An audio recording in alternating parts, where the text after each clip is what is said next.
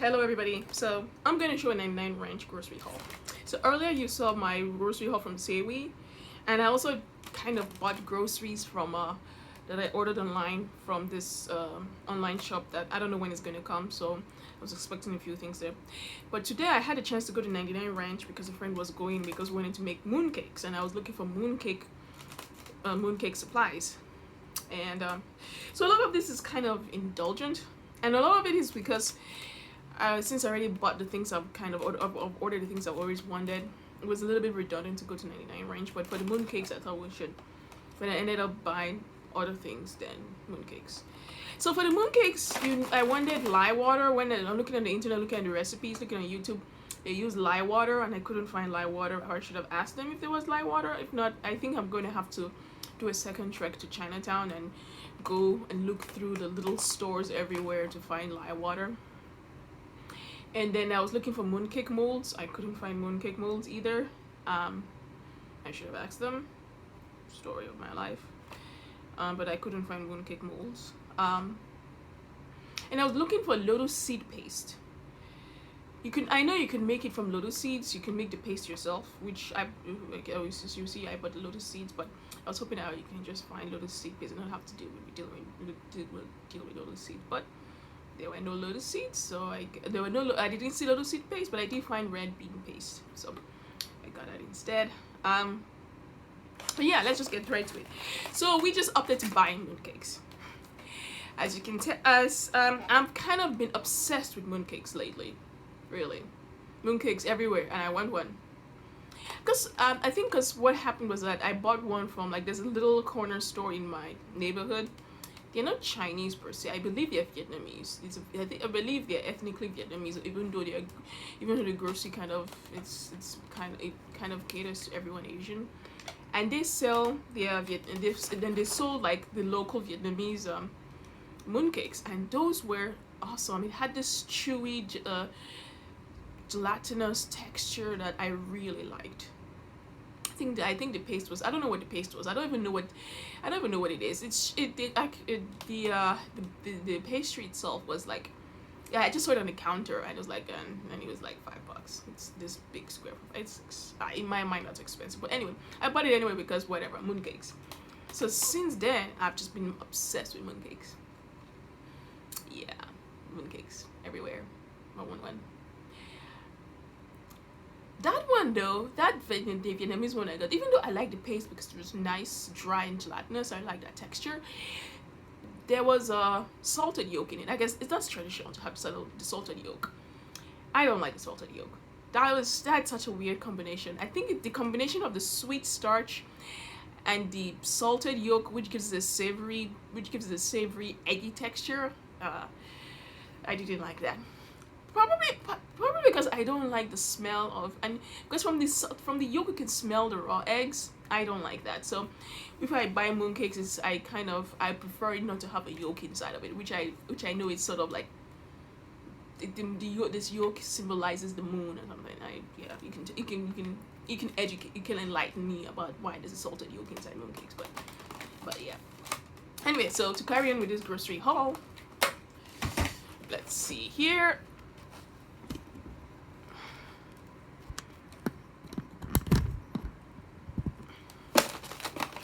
So my friend and I decided to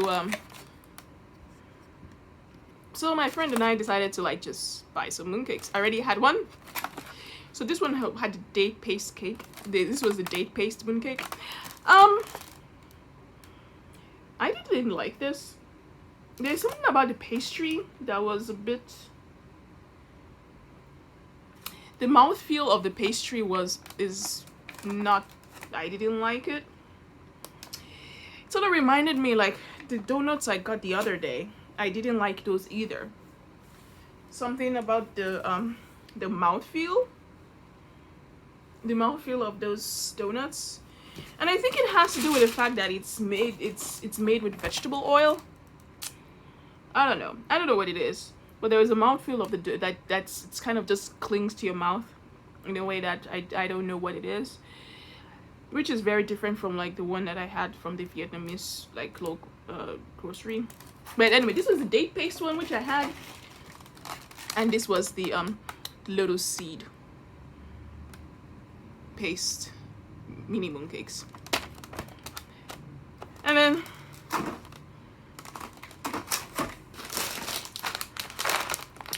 goji berries, which I guess they call them red melon. Why did I buy this? So remember, this was the lion's mane mushroom, the expired lion's mane mushroom from like my Seaweed grocery haul. Yeah, I've been looking at recipes that use lion's mane, and apparently you could make a soup with lion's mane, like a herbal soup, which you have lion's mane, goji berries, dates, the jujube dates, which that one is coming in another haul. I kind of hope that's coming soon. But anyway, that's coming in another haul when it gets delivered. So lotus seeds, which I plan to make some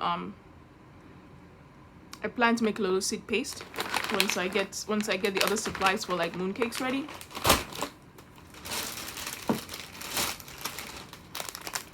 Green tea wafers. I don't know why I bought this, because it was cheap and I'm kind of and I just got off fasting, so my eyes are attuned to like junk food. Just looking at the oil content. Palm oil, better. Palm oil, I'll take palm oil over vegetable oil. Okay, so I went and bought a new bean curd because, let me go through my other,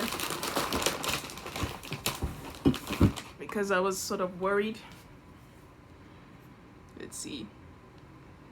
So this was the one I got from the Seaweed, and this is the one I got from Nine Ranch. So I think in retrospect, I think the fact that this is a little bit poofed up is fine, because it doesn't, I guess this thing is fermented, so it's still fermenting. So since it's still fermenting,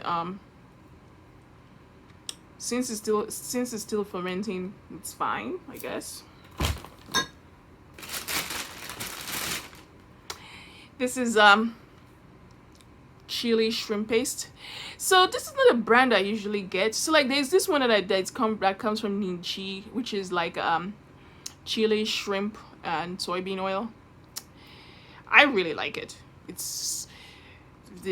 I used to have one in my fridge, and it used to last me for like a couple months, like a few months. It lasts well because I just use a little bit of my time. But my mother was here like right before the pandemic, and she kind of finished it all. So I was like, oh, that was not cool. So now I have to find a way to replenish it. But this is not and finding the exact brand will means going through Chinatown and actually looking for it. But there is that. Dried shiitake mushrooms. Yeah, this is just for all-purpose cooking and stuff, since, as you know me, I'm a mushroom person. Mung beans. So in my another thing I've been looking at is traditional Asian sweets that use rice flour, sort of like mochi. So mochi is not just no, it's not just a Japanese thing. There's one Korean YouTube channel that does traditional Korean sweets, and it's the same idea where they use it's the same sort of basic recipe where you use like mochi, where you use like glutinous rice powder to make the outside coating, and inside of it you fill it with some kind of bean paste. And then also with this lotus mooncake obsession. So I bought this mung bean in order to like make some paste to fill in with inside, filling mochis and stuff like that. Once I already kind of ordered the glutinous rice powder, the sweet rice powder online from somewhere else, and that's supposed to be coming. So I should have, if I just knew I was going to 99 Ranch earlier, I'd have just got it from 99 Ranch and get those. I don't think it's cheaper, but anyway. So once I start making those kind of recipes, we'll look at that.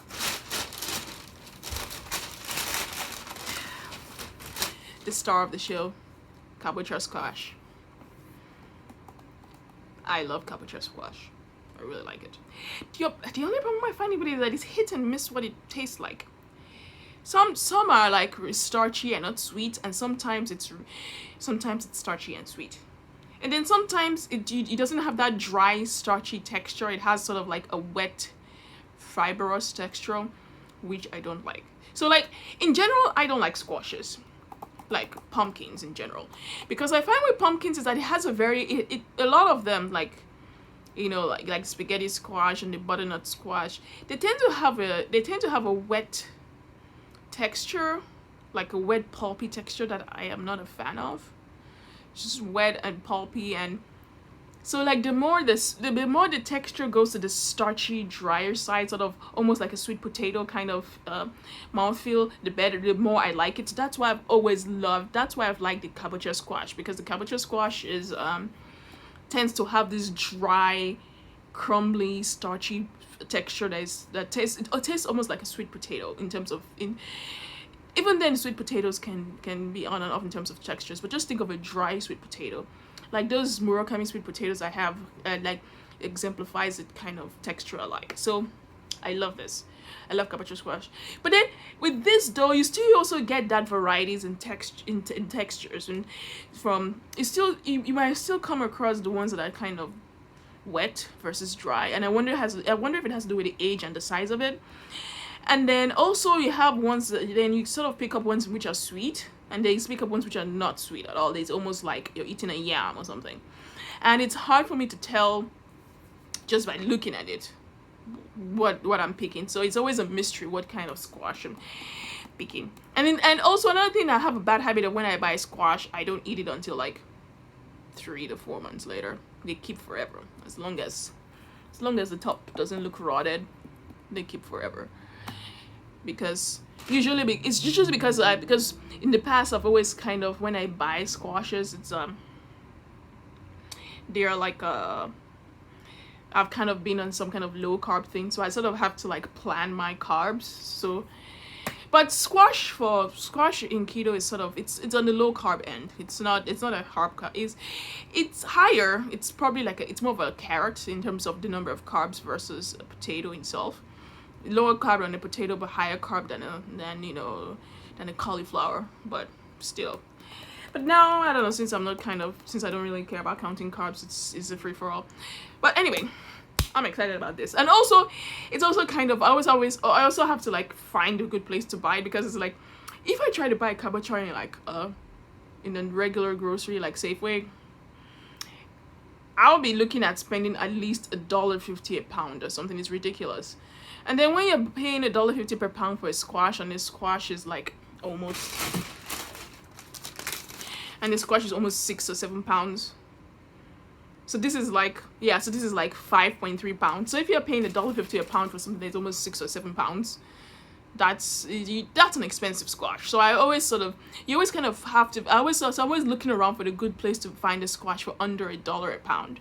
And this was like 80 cents a pound. So 80 cents a pound at 5.3 pounds, I'll take it.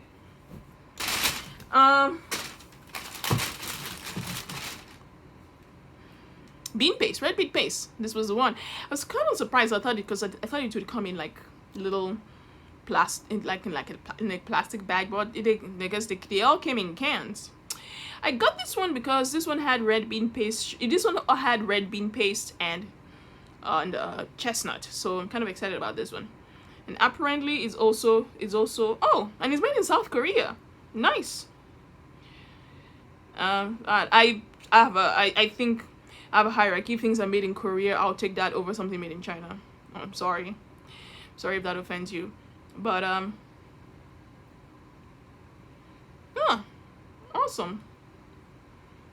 Red bean paste. So we'll see how this goes. Our mooncake / dango journey. And then I bought more bean curd. This is bean curd, yeah, it's red risty rice. At some point I plan to do a char siu, a char siu pork, So I'm kind of slowly gathering the ingredients for that. So there.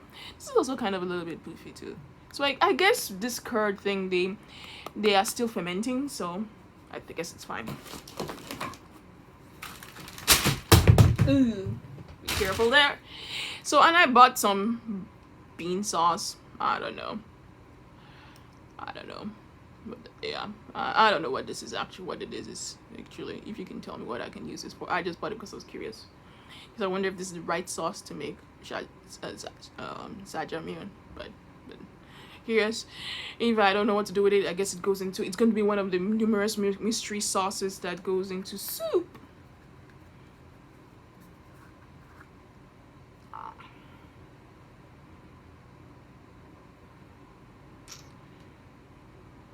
I wasn't very careful when I picked this up, because I think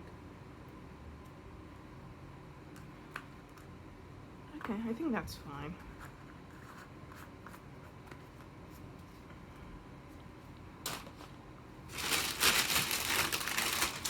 And then I picked this XO sauce. I don't know why I should. This is also kind of me just being indulgent and just buying anything I see. Actually, I had planned to make my own XO sauce, and in that one, I sort of like, you can make it's the thing about XO sauce is that you sort of it uses expensive ingredients, and so in that one I had to like in that one I had to, for this one it's like you have to get like dried scallops, which is expensive. If you want the fancy Japanese dried scallops, then you're looking at $100 a pound. And if you want the questionable quality dried scallops, then you're looking at $20 a pound for those. But yeah, so dried scallops, dried shrimp, dried fish, and then traditionally you look for like Chinese bacon, jinhua ham, as they call it. So I was planning to do a trip to San Francisco Chinatown, just to there are various shops I see them that they sell all the herbal, they sell herbal things, they sell like, I think their specialty is like dried goods. So you can go in, I can go in there and be the, and just be the naive black woman, just like I was planning to. So like the Walks of Life blog has a recipe for XO sauce. My plan was to make my own, but I don't know, I bought this because I'm not a fan for, especially like they use canola oil. I guess they just take with the oils they use instead. I was gonna make my own using something that not using a vegetable oil, but like something either with lard or tallow, something that I'm kind of a little bit more sure of the quality of. But and then without the flavor enhancers, obviously if you're making it by yourself, they're all the flavor enhancers. This was only like, I think they were doing a sale, so it was only like, it's only like $4.50, $4.50. So, and with something, when it has like dried scallops in there and dried shrimp, you kind of have to worry about the quality. At $4.50, you have to worry about the quality of these things at such a low price point. But anyway, that's what it is. A sink strainer. In other news, I'll talk about that later. I finally found an apartment and I'm signing in a few days. So I have to start gathering the things for this new apartment. So I like sink strainers for apartments, for my sink.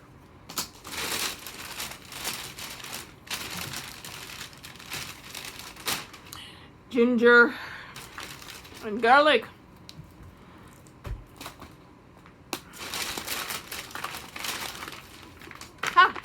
Chestnuts. So this is more in this theme of like when I start making like the traditional like rice based sweets. The fillings, so like the options for fillings include like red bean, chestnut paste. You'd have to like process this into a chestnut paste, sesame seed paste. So this was more of the Korean style. So I'm planning to do something around that.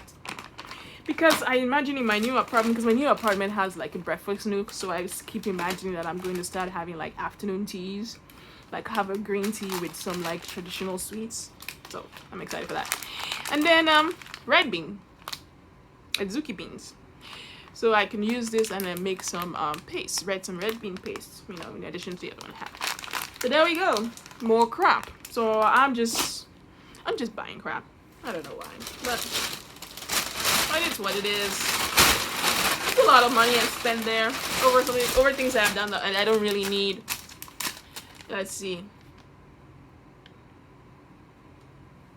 Yeah, only in total that was like $80. Why is it $80? Yeah, so the mushroom was like $12. The mushroom was $12, and the lotus seed was was $10. Those are the most expensive things in there. And then those mooncakes too is like those two cans for $12. So that's already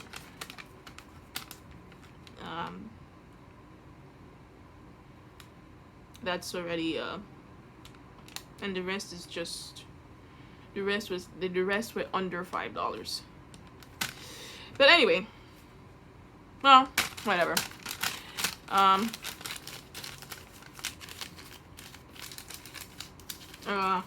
Anyway, so that's my 99 ranch. So in the future, there are 2 more Chinese themed groceries that are coming, that are going to be delivered hopefully next week. One of them should be delivered next week, and the other one, it's not clear if anything when that's going to be fulfilled. So that is going to come, and then other things are coming through the mail. That's coming through the mail next week. So excited. See you guys.